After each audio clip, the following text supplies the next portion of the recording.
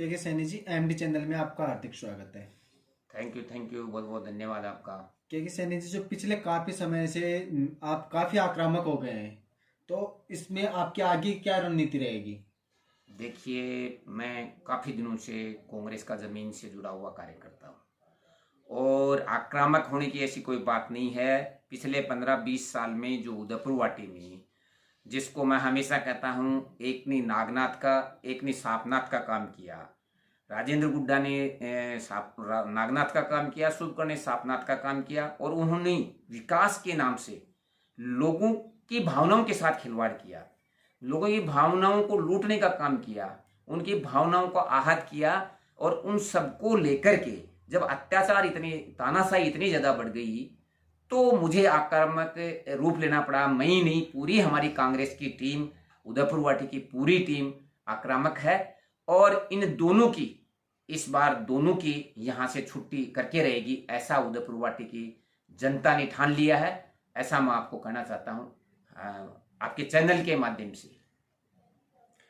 आपके जो काम करने की शैली है वो हमें अजब गजब की लगी है, जो अच्छे अच्छों की समझ में नहीं आ रही है। तो इसके बारे में आपकी क्या रणनीति है? देखिए, ऐसी कोई हमारी ऐसी रणनीति नहीं है, लेकिन ये जरूर है कि मेरे साथ में बहुत सारे उदयपुर वाटी के जो कांग्रेस के जमीन से जुड़े हुए जो धरातल के कार्यकर्ता हैं, वो 20-25 साल से जुड़े हुए हैं।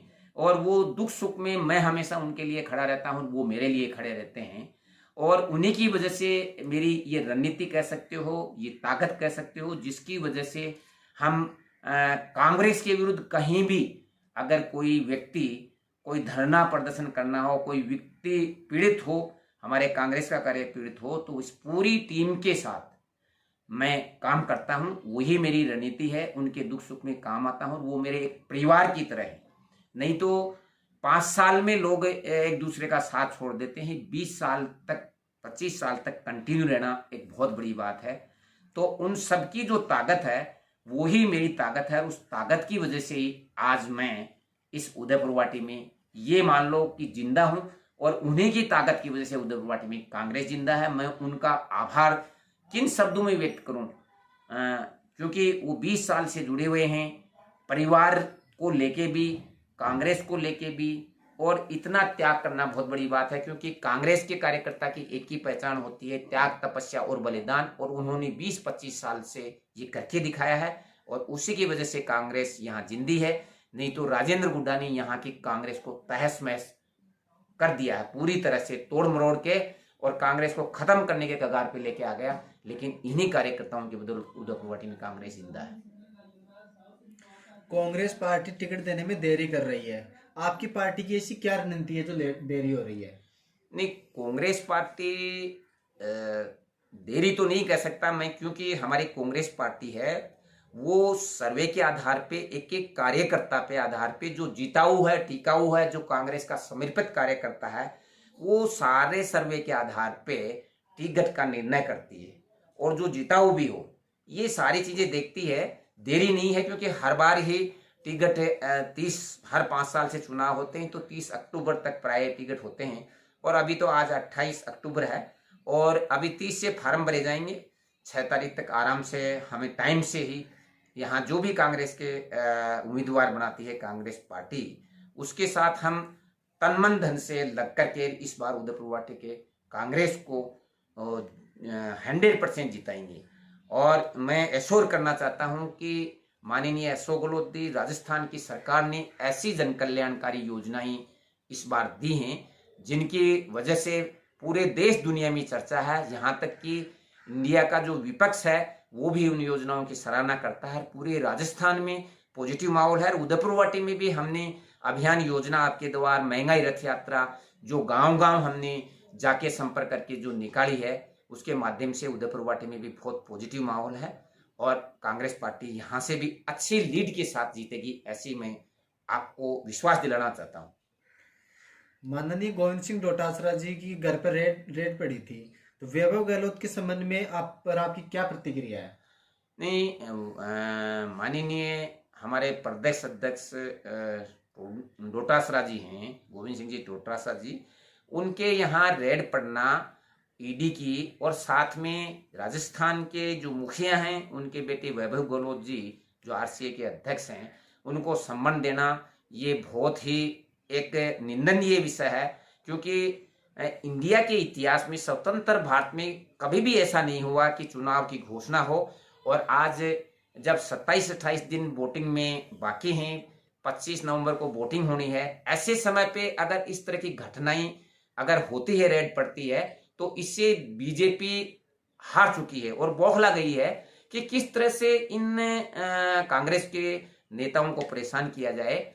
और ये एक राजस्थान की धुरी है, एक संगठन की है, एक सरकार की है, उनको किस तरह से परेशान किया जाए ताकि ये जो आज 2023 का जो इनका मिशन और विजन है उससे वंचित रह जाएं। लेकिन मैं आपको बताना चाहूंगा कि इस रेड से कांग्रेस पार्टी इतनी मजबूत हो गई है कि उसको एक पावर मिल गया है, 440 वोल्टेज मिल गया है, जिसकी वजह से कांग्रेस की बहुत सारी सीटों में इजाफा होगा। और मैं कहता हूं इसकी बदौलत अब जो जहां कांग्रेस की बहुमत तो आ ही रहा था, लेकिन अब जहां 125 सीटें आने वाली थी, अब 150 सीटें तक आएगी, ऐसा मैं आपको इस चैनल के माध्यम से विश्वास दिलाना चाहता हूं।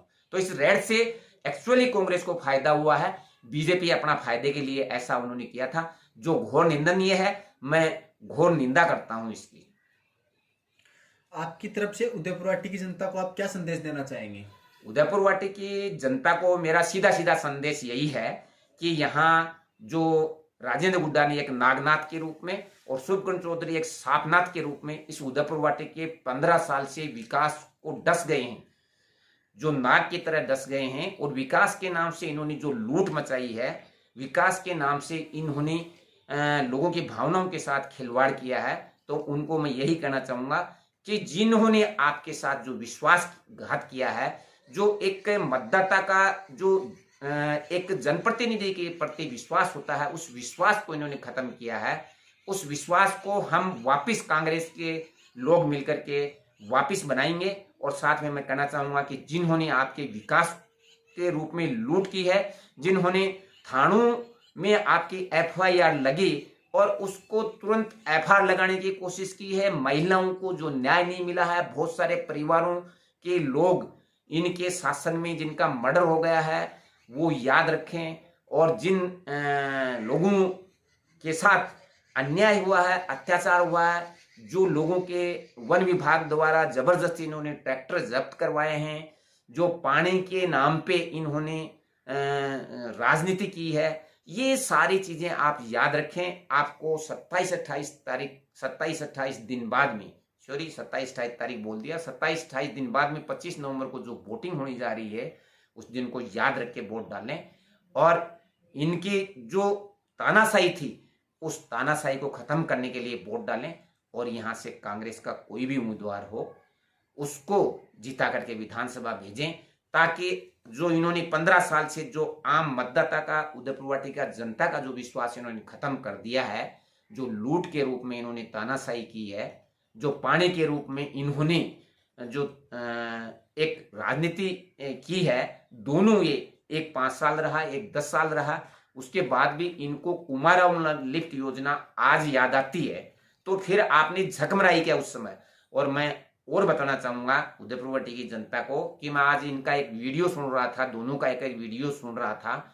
उस वीडियो को आप सुनो तो शर्म से सिर झुक जाता है कि उन्होंने इतनी भद्दी भद्दी गालियां दे रहे हैं एक दूसरे को, और इनकी इतनी इनकी नीचता सामने आ रही है कि इनका नाम लेते भी शर्म आता है। ऐसे लोगों का तो मुंह काला करके निकालना चाहिए, और ऐसे लोगों को तो नाम लेते हुए भी शर्म आता है। इनको पाप लगेगा जो उदयपुर वाटी की जनता ने उनके ताज सौंपा था, वहां ये लोगों के सामने इस तरह की बात करते हैं, महिला सुरक्षा की बात करते हैं, महिलाओं के सामने किस तरह से बात करते हैं, ये बहुत ही हमारे लिए एक शर्म की बात है। और इन दोनों ने मिलकर इस उदयपुर वाटी के सामाजिक ताना बाना को, यहाँ की उदयपुर वाटी की जो साख थी, इसको खराब करने का काम किया है। ये 2023 का समय है, इसको याद रख के आप वोटिंग करें, ऐसा मेरा उदयपुर वाटी की जनता से आग्रह है। और आपके चैनल का एक बार पुनः बहुत बहुत धन्यवाद करना चाहूंगा। Thank you.